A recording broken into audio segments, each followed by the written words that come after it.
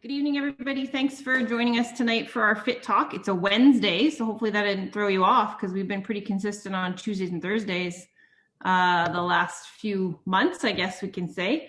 So hopefully everybody was able to be okay with a Wednesday and it didn't conflict with anything you got going on. Tonight we have Gerren McDonald, professor at U of W. He's going to be talking to us about using beats per minute. That's what BPM stands for, to exercise effectively. So DJ Smart is in the house, basically. So we will just wait a couple more minutes and just check my time here. And everybody's in. Gerren, are you all ready to go? I believe I am all ready to go. Okay, so just a reminder to everybody to make sure that you have your mics muted. It's always nice to see your face. So if you want to keep your camera on, that's great. Questions we'd like at the end if possible, and then you can just use the chat box on the bottom if you have a question. Type it in there, and Gerren and myself will kind of navigate through the questions and answer them the best he can, and I will help him do that. So without further ado, I will mute myself, and I will pass it over to you, Gerren. Great talk. Perfect. Thanks. All right, everybody. Thanks for coming out this evening and having a little chat here. So obviously, thanks to Reh-Fit, and just got through kind of Heart Month and Healthy Heart Month. And I know there's a whole host of great talks and speaker series that's kind of been going on. And added on one here, I got the advantage to get a chance to do something a little different than necessarily just go straight at the research, but try and do something a little bit more educational, informative, and incorporate some fun aspects into using really your heart as a main sensor, main tool to try and make your exercise sessions a little more effective. And we'll kind of go through that and talk a lot about BPMs and exercise effect and exercise efficiency as we go through. And obviously, we're going to have a little bit of a kind of music component to this as we get through our kind of talk tonight. And so obviously, with you guys all being here and the fact that you're here live, hopefully some people will see it recorded as well. But we'll start with just this for you.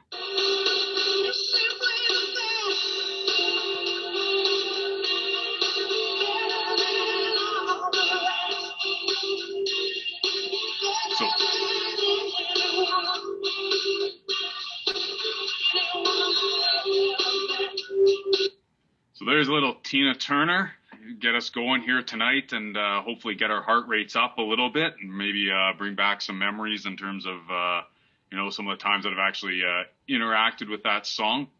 And we'll talk about how that kind of has an effect on our bodies, and add a little bit of a kind of a music component at the end.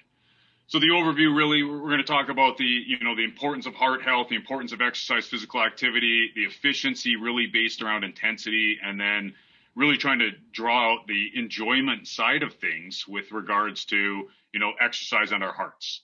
And when we talk about kind of the importance piece, you guys are all here, you're all ideally, active in your physical activity world, trying to get into exercise and training different ways. So we'll really spend more of our time focusing on the efficiency side, the concept of intensity, using BPMs and heart rate, and try and integrate it into some methods or ways to, have a little bit more enjoyment and kind of guide you down that path on the things that you can do at different times. So I should just kind of start off with a little piece between the differences and how I look at physical activity and exercise. And so when we talk about physical activity and exercise, in a lot of cases, a lot of people lump them together, or we kind of instruct people at the same point in time about, here's what we want you to do. We want you to be active. We want you to do all these different pieces, but we don't always do a really great job of educating people and making sure everyone has a good, clear understanding of when you're just being physically active, and then what you're doing when you're exercising and trying to actually make a difference. And what I mean by that is physical activity, for me and my perspective, and how I try and get people to understand it, is that we want you to be active throughout the day, break up sedentary time, get your X amount of minutes in, per week, 150 moderate to vigorous, but do all the activities that you enjoy. Now, that includes gardening, hiking, golf, just daily work and ADL type pieces. Versus exercise, when we go to exercise, it's usually something that's planned and structured, where we really want to be effective when we do it.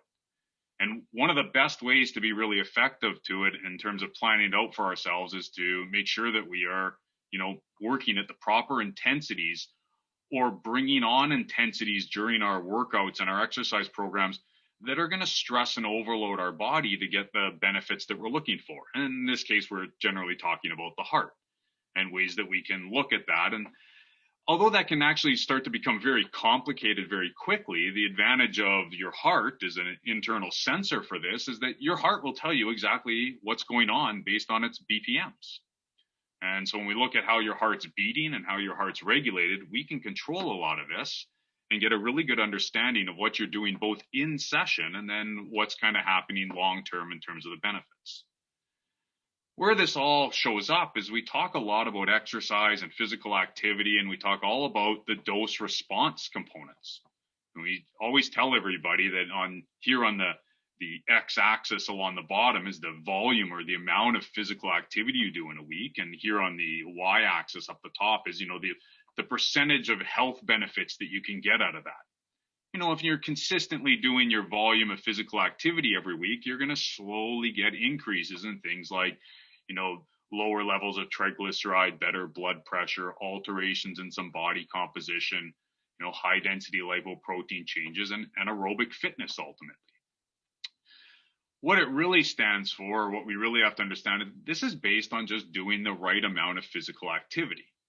Right? And when we talk about it in general terms, and when we try and educate most people, we tell you that, do more volume, the more you do, the better your outcome's going to be. And that is very true. And we usually use terms like when you're kind of in the lower range here, 400 to 900, kcals per week, and that's an energy expenditure piece. We talk about you becoming more active. We really set the goal around 900 kcals per week. That matches up very well to your 150 minutes per week of moderate to vigorous physical activity. And then once you reach that level, we start talking a little bit more about becoming fit and, what you can target specifically. And it's really at that brink there between becoming fit, becoming active, that link in between that's where we start choosing maybe a little bit more to implement exercise specific pieces. All right. And so once somebody has become active and they're trying to become fit, we really want to make sure that their training becomes very efficient, right? Because one of the things we'll talk about is if you're just going to keep using volume, you're going to just continuously have to do more and more and more, and it'll start to become a lot on the time aspect. So you hear terms as people are becoming active, like doing things like, active living, your ADLs, be physically active. And then as we get up into the higher level and we start doing a little bit more physical activity, we start talking about fitness. And then way at the top end, we start talking about performance. We're not going to spend as much time in the performance realm during this talk, but what we're really going to do is we're going to use that concept of, well, if I'm going to do exercise and I'm going to train, I'm going to go into the Reh-Fit and perform some activities, I might as well be very efficient and very effective with the time that I'm there. And this is hopefully one other tool then that we can use and set that up for you. And so one of the things are kind of some of the common problems then that come across with regards to, the volume approach of physical activity, right? It's great that there's a dose response relationship and that the more you do, the more active that you're going to get. That is a fantastic way to go about this, but we end up with kind of these four common problems. Right? And number one is just time. Right? If you're talking volume and time and more time for physical activity, there's only so much time in the day we know we can't apply that. It becomes one of the biggest barriers for most people. I say time again, because when you really start to progress in fitness and you start to improve, then you have to spend even more time if you're based on the volume approach. So it becomes almost a secondary problem, right? Because now as I become more fit, I need to spend longer time in trying to accumulate this volume. When I'm spending that much time and that much volume, enjoyment can start to become a problem. Right? I might not be enjoying my activities as much. I'm spending a lot of time now doing them. It's taking away from other aspects of my life. And it makes it harder, and the gains and improvement, aren't necessarily going to come as fast. And that's one of the pieces that we take from maybe a little bit of the training side. In the training world and the athletic world, we really want to spend as short a time as possible on training to get the most benefits out of the improvement that we can get. So we can kind of apply some of those concepts back to how we work with the heart for some of our aerobic fitness and our cardiovascular fitness. So we get into the importance of intensity, right? And me growing up in Winnipeg and, being a child who grew up skating on the outdoor rinks and watching things like the Jets originally in the early years and all kinds of junior teams. I have the concept of intensity, and music and, activity both bring that intensity into my life. Right. So I can't anything but naturally have a response when I hear this.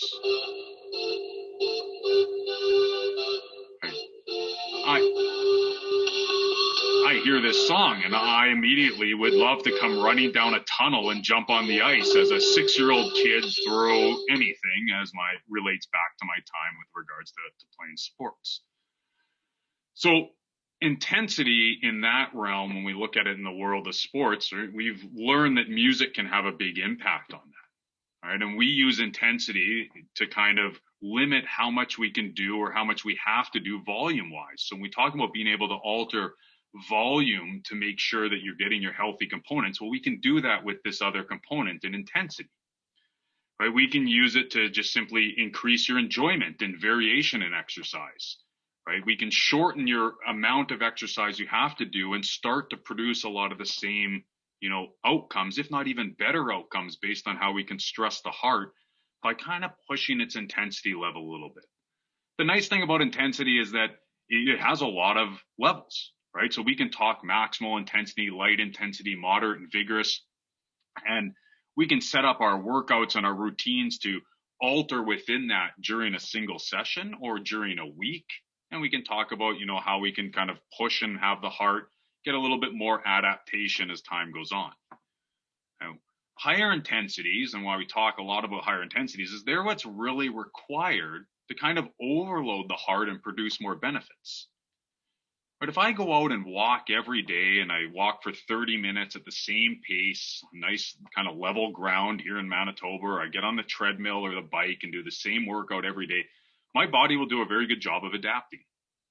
But after a certain point of time, if we start talking 6-8 weeks down the road, right, that adaptation will really kind of stop and just plateau. And unless I start pushing with either more volume or intensity, I won't really be putting a lot of stress on the heart and those systems to see the adaptations that I'm looking for. Right. So the concept in the intensity side of the world is just that if I can, push a little more with intensity, I don't have to start working out or doing my exercise programs for 40, 50, 60 minutes. I can just start pushing a little bit more on the overall intensity side of things. Typically in the science world and kind of how we get to this in the research level, we talk about measuring intensity mainly from oxygen expenditure and energy expenditure overall, or oxygen consumption. So we talk a lot about VO2. Right? We'll get very technical in terms of, how much oxygen you're consuming, muscles that you're using. We'll put a gas mask on you and take in all that information and start calculating out how hard you're working. How we generally try to explain that to people is we commonly express this just as a MET, or a metabolic equivalent. Right? And we try and use a simple piece and we say, okay, well, at 1 MET, you're at rest. And then when we talk about light physical activities, walking around, maybe doing some ADLs around your house, walking your dog, gardening, you're between 1 and 3 METs. And as you move a little farther along and you start, doing some biking or a brisk walk about 3.5 miles per hour, well, you move into a moderate MET level. And then once you get above 6 METs, we talk vigorous, and it goes 6 and up, so we can get well above 10, depending on the activity and the training that you're doing. The reason I highlight this is just a very simplistic system to understand that we really want everybody, when they're exercising, to kind of be above 4 METs.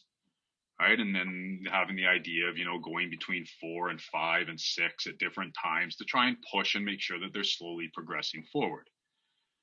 For us in the research world, we can convert that back to VO2 and figure out how many calories you're expending and, how it's altering your oxygen consumption and how well your entire cardiorespiratory system is working. Okay. I don't expect most people to really care about that information. I do. I think it's very interesting and very good when I'm working in training programs. For most of my clients and the people that I work with, They either just want a met number or an easy way to understand this whole intensity piece. All right. So I just take up your normal console. So generally when most people sit down at a treadmill or a machine, they look at the console and they look at the time and maybe they cover the time with a magazine, but they don't realize all the information that's actually there. And all that information is really about intensity. All right. So on a typical console, you'll see one right in the middle, METs a lot of times. Calories per hour minute, which is another value that we could use in terms of intensity. We can use time and distance combined, or we can use your pace and incline. And you play around with the consoles, you can find a lot of this information, but the really important information, even most of the exercise machines have realized, and most of the manufacturers have put up at the top or in a really easy location is heart rate. And the reason why they put heart rate is because it's a very easy measure for you to use. And it's a very easy measure for us to understand, and it can make our exercise sessions so beneficial with regards to understanding the intensity. Even in a lot of cases, and at times you'll see people or you'll see machines where they've put on a sticker, right, which will tell you rating of perceived exertion. And what's nice about that is you'll actually realize that there's a high correlation between heart rates and ratings of perceived exertion. So even as I do this talk, if you decide that you don't want to invest in things like a heart rate monitor or take your pulse all the time during an exercise session, a simple 1 to 10 scale will actually come out very close to you realizing or you being able to understand intensity very easily for what you're going to do in your training program and look at what's kind of going on from a day-to-day basis. So there's the intensity background. That's why we're talking about this. That's why we're kind of get into that piece. But we're in Heart Smart Month, and the whole idea is that we're going to meet our heart. All right, so here's your heart. A bunch of different variations of it. We talk a lot about the double pump system, right? Pulmonary and systemic circulation, pumping the blood around, right? And that's the key to what we're trying to do in our training is make sure it's as strong as possible. Maybe regulated by our nervous systems, right? And we talk about at rest, our parasympathetic nervous system working, and during stimulus, it's our start talking about our, sorry, just blanked out there, parasympathetic and sympathetic nervous system. When we get into the last piece of our heart, well, our heart has a rate or a rhythm to it, right? We can take our pulse and we can get our BPMs, right? And we can start looking at, how hard our body is working at different times. Right, so generally at rest, your body is around somewhere in the 60 to 100 beats per minute. And we typically take rest as you're seated and relaxed. All right, so I'm actually wearing a heart rate monitor right now as we do this, and I'm sitting around about 79, 80 beats per minute. All right, so as we go through and do different exercises, my heart rate will go up to kind of recover for that or deal with the amount of oxygen that my body needs to perform what's happening. If we go in and we look at kind of heart rate overall, well, heart rate then becomes very directly related to what's happened with systemic blood circulation or the blood that we're pushing out to our bodies so that it can perform the activity. And the reason why we like it so much, or the reason why we talk so much about heart rate for intensity, is that generally what we're going to measure is cardiac output in the heart. And for people that don't quite know that term, cardiac output just deals with how many times your heart is beating and then the amount of blood that's pumped out. So the stroke volume. So at rest, we usually say to most people, well, it's 5 liters per minute, right? Kind of an average, 4 to 6, males, females, doesn't matter. We kind of that's kind of the general amount of blood that's being pumped around at rest. And that would give you a stroke volume of a small juice box, about 70 milliliters, and a resting heart rate of 72 beats per minute. That'd be pretty common in our population. If we were to talk about you to work out at kind of 60% of your maximal heart rate, what you'll realize is that you'll go from 5 liters a minute to 13 liters a minute. And it's a combination of both beats per minute and heart rate and stroke volume. But really, once you go above that 60% maximum heart rate, you end up in a scenario where stroke volume doesn't really change anymore. So once you start to surpass what we're going to refer to kind of as light exercise into moderate exercise and vigorous exercise, stroke volume is no longer really a variable. So the main variable that we can watch and use as an intensity measure becomes heart rate. And that's fantastic for us because now we can directly associate how hard we're working to one thing that we can measure. We have that measurement tool right on us, and we can take our pulse or read our pulse through a variety of methods. And if we want to hear generally what it sounds like,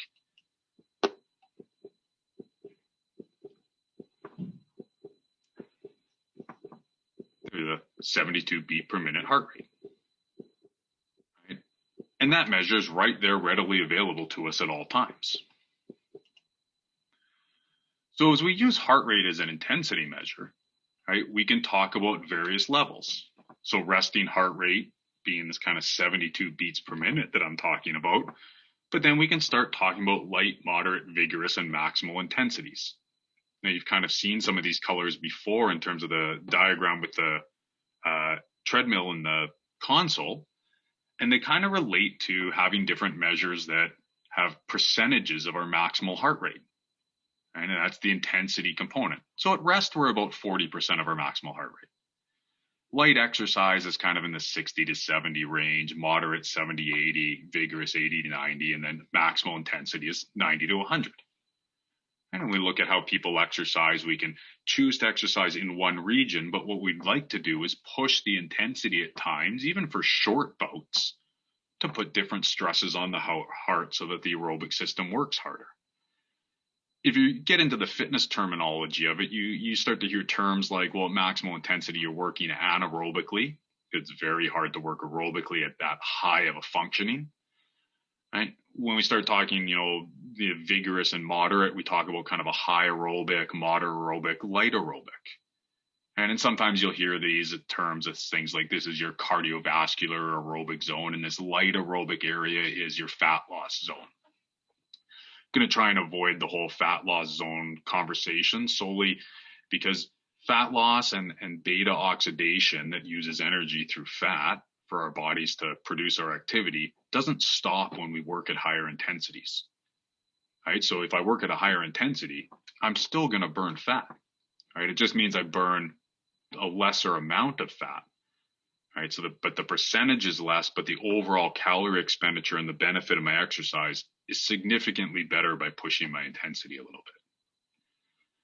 If I look at those things and I go back to that early chart that I talked about with the RPE saying if you don't want to get fully invested in heart rate, but you just like to track your intensity, well, look at my nice little RPE rating exertion chart over here, where the colors actually start to match up very well with maximal effort, vigorous, moderate, light, and then very light components. And I can really understand on a scale of 1 to 10 how easy that is now for me to look at, what am I doing during my exercise session? And am I pushing myself for different amounts of time? When I talk about time in your exercise session and your programming, I can't expect you to work out maximally for the entire session.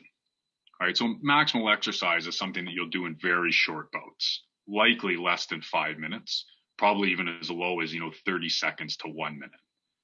Vigorous activity, is something that you might be able to do at that level for an extended period of time, and that extended period of time might be around about 10 minutes. Right? Moderate physical activity is probably what we consider where we'd like you to push yourself at about 30 minutes of duration. Right? And then the light physical activity, we're probably talking more like an hour or 60 minutes. Right? And at rest, we know you could do that for hours. And we'd like you, even as the day goes on or as your exercise session goes on, maybe you do some light and some moderate and some vigorous, maybe even maximal, right? But you can go through intervals or different things to kind of move back and forth, or you can plan to do that a little bit on different days, right, as your days of the week go through. But you can start to, put a little more stress on the heart and understand the benefits or the potential benefits and responses that the heart is going to have just based on following what's happening with your heart rate. So I say all that and I give you all that information, but you get into the early concepts of, okay, well, how do we calculate all this and how do we understand all this and how can I actually use this functionally, I'll say at home or when I go to do my sessions. We've likely somewhere along the lines come across a couple different formulas or one main formula, a traditional formula. It's 220 minus your age will give you your maximal heart rate. And that's an easy place to start with.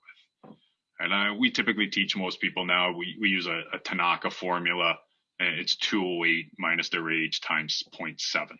And it's just a little bit better, I'll say, in terms of accounting for the age factor, as age isn't the only factor that affects your maximal heart rate.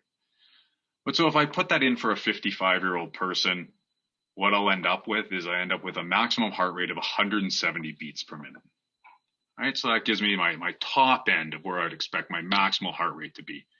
Now, I'll be honest, that'll adjust a little bit in terms of, if I'm on medications for a heart rate component like beta blocker, or if I have a heart issue, or even my training level, all can start to impact that a little bit. But it gives me a very good guide, and generally very good with these formulas of kind of under predicting and not putting us in any kind of poor range with regards to predicting our maximum heart rate. If I know my maximum heart rate, we can then just simply look at percentages of that number. So 170, and then talk about, 60, 70, 80, 90% of it is one way to just look at it on our scale and look at my intensities. The other method, and the next step that we typically do for our instructors, is we talk about the Carbonin method. And all we do in that case is we look at your target heart rate for the intensity level you'd like to be at, 50 or 60%. We put in your maximal heart rate. We figure out what your resting heart rate is, so we can take it at rest on your pulse, right? And then you can get in and determine your exercise intensity you want to be at in a decimal form. So if I said 75%, I could plug 75% in. I'm not going to do all the math with you. One, I know everybody hates math. Number two is you can go online and just literally Google heart rate calculator, Kevorkian formula, and you can set it all in for yourself. Right, and just save yourself all the additional work on that. So if I do that for a 55-year-old client, or if I'm a 55-year-old individual, I can now set up, here's all my maximal intensities. This is what we talked about kind of with our aerobic components and what I'm going to do my different training. And I can get into, this is what it would look like. My maximal heart rate would be 170. I'd kind of give me a 160 to 170 range. My resting heart rate was 72. But now I start to understand, here's light activities in the 130, 40 range, 140, 50 range is moderate, 150 to 160 beats per minute is vigorous physical activity. So while I'm tracking and doing my activities, I can start to figure out what I'm doing on my different days, or the different types of activities I'm doing. So if one day I use the treadmill, another day I use the bike, another day I'm on the track, I can start gauging which one, I find that is the most intense, or that gives me, the highest intensity while I'm working. And some of that intensity deals with the numbers of muscles that you're using. All right. So usually like walking and running typically shows a little bit of a higher intensity than, a recumbent bike. So in a recumbent bike scenario, I just simply have to use a little more resistance. Right. But I can now use different things on the machine to kind of produce the heart rate that I'm looking for. There's lots of methods to measure your heart rate, right? So one is that a lot of the machines, they'll have contacts. The only general issue with the contacts, outside of kind of the concept of, of not being able to find them in a good location to hang on, is that they can be a little delayed in how quickly they respond. But they usually give you a very good marker of your heart rate, and they're fairly accurate once you get a good reading going on them. A heart rate monitor, which you can wear across your chest strap on your chest, it'll either predict to your watch or to your treadmill or bike or machine. And in a lot of cases, the machine may actually even hold the exercise intensity, or you can just simply take a 10-second count on your wrist, or to take your pulse while you're doing the exercise, and you can stop if you're on a treadmill and get the reading and then continue to go. And if you take a 10-second count, just times it by 6, and you'll know where roughly your heart rate was in that scenario. There's lots of things then that we just say, okay, well, watch out, these will impact your heart rate as you go through. All right, so we know the kind of basics on intensity. We can start to look at maximal heart rate, look at these different zones that we can use. Your activity intensity, right, will obviously change your heart rate. The harder you're working, the more we should see your heart respond, really up until you get to your maximal level. We talk about cardiac drift, and cardiac drift is just that if you're going to do an exercise for 30 minutes and you start at 130 beats per minute, know that as you sweat and as time goes on, your heart might drift up a little bit. And you might end up, in my case here, so I'm showing you I started at 130. I was about 132 as I set my pace over 3K. And at the end, I actually finished at a heart rate of 138. And that was holding the same pace and the same cadence. And that's just a little bit of blood volume. So I don't need to necessarily, because my heart starts creeping up a little bit on a longer duration, I don't need to turn down the intensity. There'll be a little bit of drift or cardiac drift as I sweat and my body adapts. My day-to-day variation can be about 5 beats per minute. And if I haven't recovered enough, I'll start to see higher and higher heart rates. So then the other important thing, or the other piece that you can add into that, is music. Right? We've actually learned a lot about music. There's lots of talk now about music and healing components, but we've realized that people respond to music in terms of tempo, especially during gradual increases at rest. We talk about a lot in exercise and beat-based programming.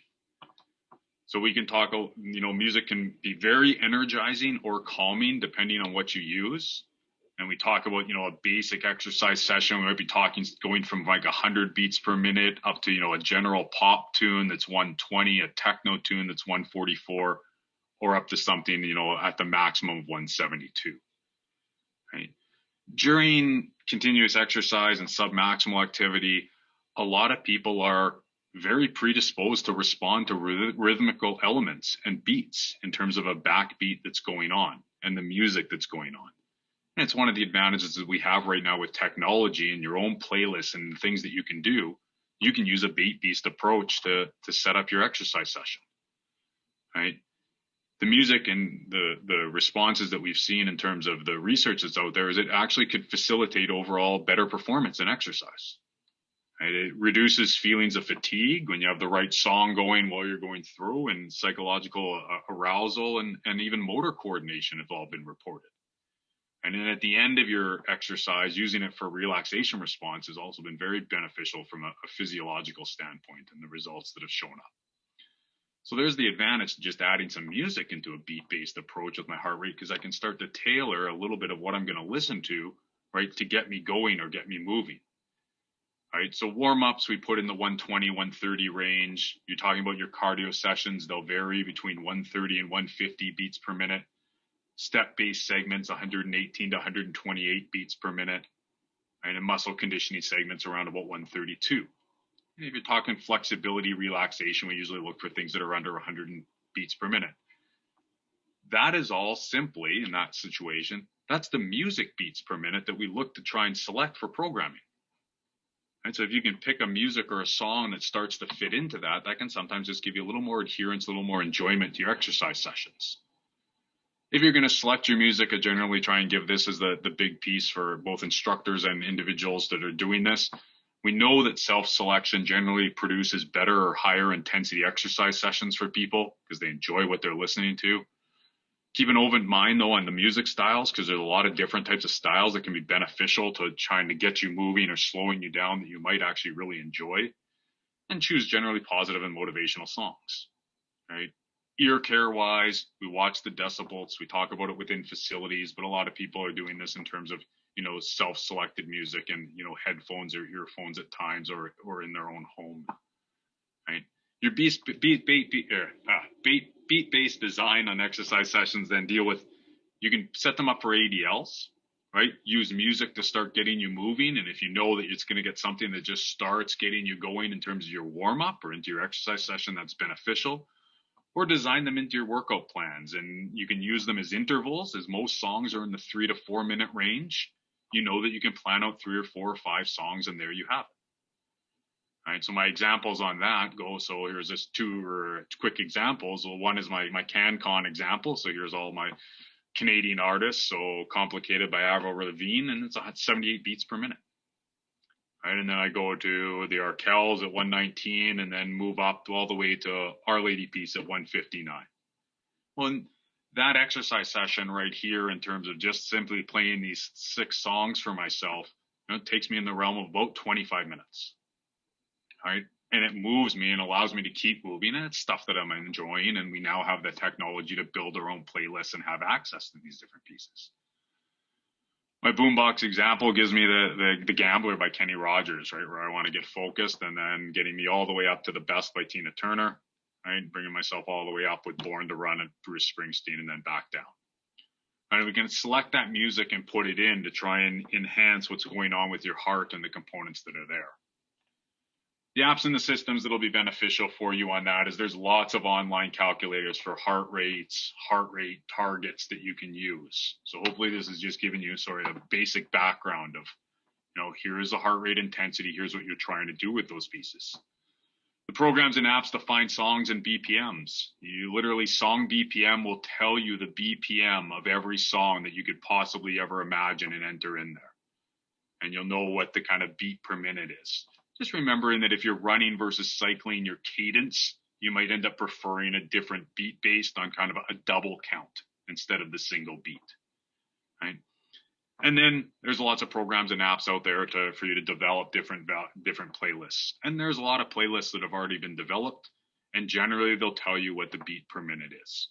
And you can use those types of things to try and assist you and just, make exercise a little more fun, but make sure you're kind of pushing the intensity at times and pushing the enjoyment, I guess, really is what we're hoping to get here.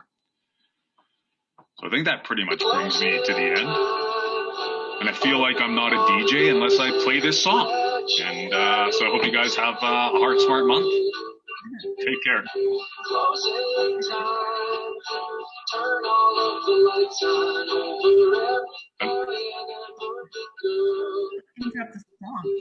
I did cut it off. There we go.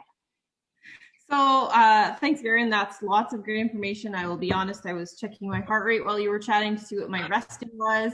I was thinking about my playlist that I've used in the past when I was younger and maybe now. So all good things. So if anybody has any questions or comments that they want to share, again, you can use the chat box, or maybe you're all rushing to your apps and figuring out what playlist you're going to make yourself for tomorrow. As the weather gets nicer, if you're not in the Reh-Fit center exercising, you can always go outside and dance away to your music on your whatever device you're using. So I have one quick question, and I think I know the answer, but I'm going to ask you anyways, Gerren. Is there a difference in heart rate between men and women? Yes, there's difference. I'll say yes. There's a difference in the heart rate formulas, I think, is maybe what's more important on that.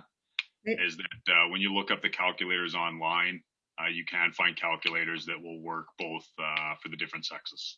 Okay. And so there is a variation there, and are working on making that better. Yes, I would anticipated that would be one question, so I thought I would get ahead of it. Everybody's just commenting, a great presentation and excellent. So thanks everybody for joining us. We do have another presentation next week, Wednesday, and it's about COVID-19 vaccines. So I'm sure everybody is going to want to tune into that. It's with a pharmacist, Cheryl Schaefer. So I guess we have lots of questions about what's going on in the world of that, as that's coming more closer to home and relevant maybe for many of us. So that's for next week, Wednesday. For tonight, I'm just going to make sure there's no questions. I'm just going to thank Gerren again. Maybe Gerren will talk off camera or another day about that other conversation we were having before. And if everybody else, I'd just like to wish everybody a great evening, and hopefully you can stay active, and we will see you next week. Thanks, Gerren. Thanks, Reh. Thanks, everybody. Have a good night. Thanks.